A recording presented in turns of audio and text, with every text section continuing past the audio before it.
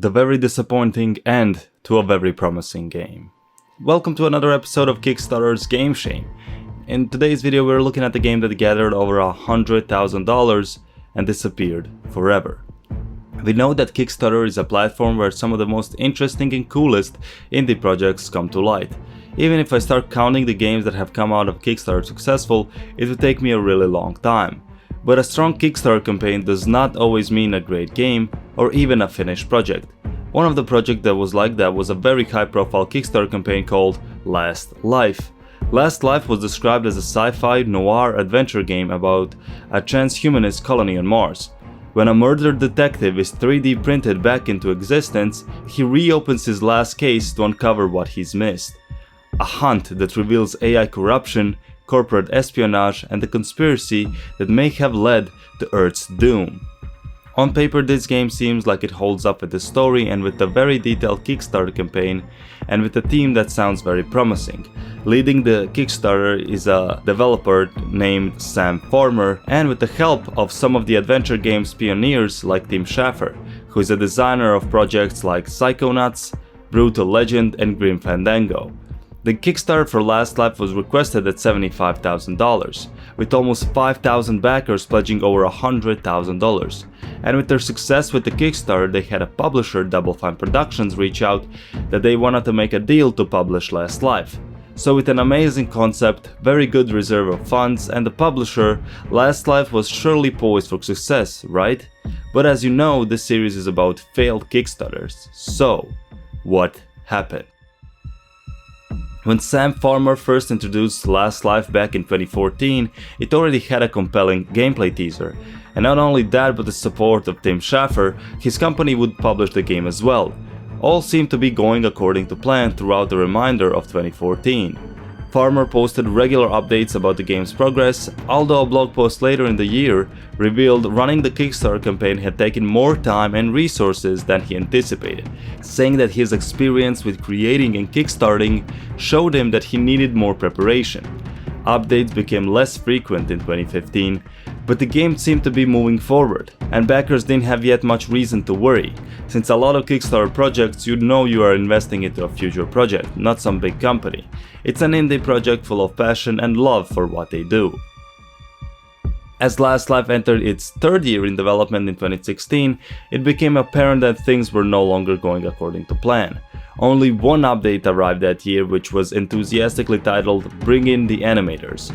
However, that post was locked for backers only, as was the 2017's only update. However, the video game Kickstarter blog Later Levels reveals that the 2017 update acknowledged that there were some big problems actually happening that brought a lot of anger and worry for the supporters. Another worry stemmed from the fact that the problems of the game were not publicly stated, rather hidden behind the backers only post, which seemed a bit odd. The downfall of the project seems to have been the decision to expand the game's scope. In the 2017 update initially, the Kickstarter project would support the production of the first of the 3 episodes. However, Farmer and his team were unhappy with the impact of having a standalone episode, and decided to expand the single episode into a feature film-length experience. This ambition, it seems, exhausted Farmer's funds and Double Fine Productions' patience. And rightly so, coming out 4 years after the game has been backed fully, and even more than that, and then saying that the money has been spent and practically no work has been done, feels like a scam out of supporters' money. In the update, he says a lot of things that feel like they are just words coming out of his ass, saying it just to have some backup so they can say they have done something. Saying things like, "We've written innumerable scripts and rewritten them into an iterative fashion. We've created and playtested dozens of prototypes and multiple fully playable builds," and that the one episode story simply wasn't doing justice of the twist-filled plot in our mystery, saying that the episodes 2 and 3 would let people down, so they decided to expand the single episode into a feature film length. Imagine being a backer of Last Life, and after 4 years you donated money to support the developer, he comes out and says this: "It is nothing more than a scam with some nice cream on top of it." He also says that he drained his own money as well trying to build this game. And we will never know if this Kickstarter is a scam and the developer lost his way in the money he made, or he actually hit scope creep. But if you're wondering the same as me, thinking they had Double Fine Productions, the publishers of the game, the very experienced publishers as well in Tim Schafer, where were they in the whole story? Surely if they agreed to extend the scope of the game, they would allow the funds for it, right? Well, in the update he says that the Double Fine Productions had left the project at the end of 2015. Then Farmer decided he needed more money to complete this game, so he started demonstrating the game to publishers and looking for ways to gather needed additional funding to complete the game. And after almost 4 years, he released an 8-minute video that he demonstrated to publishers, and that is really all Farmer made in over 4 years. The game has been fully funded on Kickstarter. But if you think this ridiculous scam ends here, you're absolutely wrong. There's more. After this, Farmer has ran out of money and was left with nothing other than being desperate and trying to do absolutely anything to win back the backers and publishers. And what took this from being just another game that had developers not figure out the scope of their game is their website lastlife.com never mentioned anything was happening. They haven't addressed anything publicly other than that update made specifically for backers. So on the website there's still an option to pre-order the game. It is not a developer tip, not a developer jar or like a crowdfund campaign. It is straight up pre-order of a game that has been said by Farmer is not going to be releasing. For $15 it said that you would get the base game, and for $30 you get the game, the merch and the soundtrack. And on the website it says nothing about Farmer being out of money. There is no release date, nothing about Double Fine Productions being out of the pictures since 2015, 3 years after the update about it came.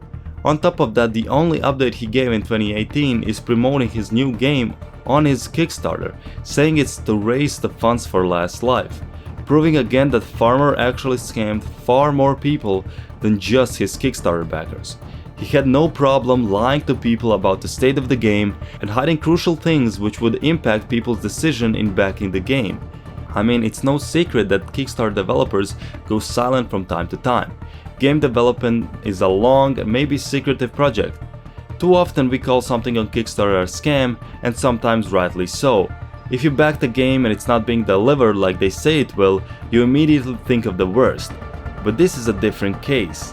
Sam Farmer kept silent on the true status of the game for years, even after he smashed all of the records he said he needed to build the game. Having updates once a year is definitely not enough, and even though the updates were rare, Farmer never mentioned that Double Fine dropped them, or that he was looking for publishers, or that he wanted to extend the scope of the game. He just kept everything important to himself, or in other words, he wanted to present Last Life as best as possible for the potential new backers to show and support the game, giving them false idea of hope that the game would actually release one day, scamming more and more people.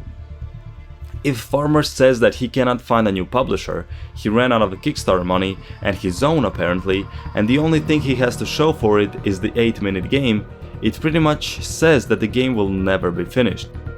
It is always sad when a Kickstarter cannot be finished or there are unprecedented problems that developers cannot solve, but Farmer's ability to continue stealing money from people even after he knows it's over, not even saying anything to his supporters and backers, is outright disgusting and should not be tolerated in any case, giving a big middle finger to everyone that has ever supported the game. And that is it for today's Kickstarter's Game Shame. If you enjoyed this video, make sure that you leave a big thumbs up. Also, subscribe for more videos like this, and I will see you in the next one.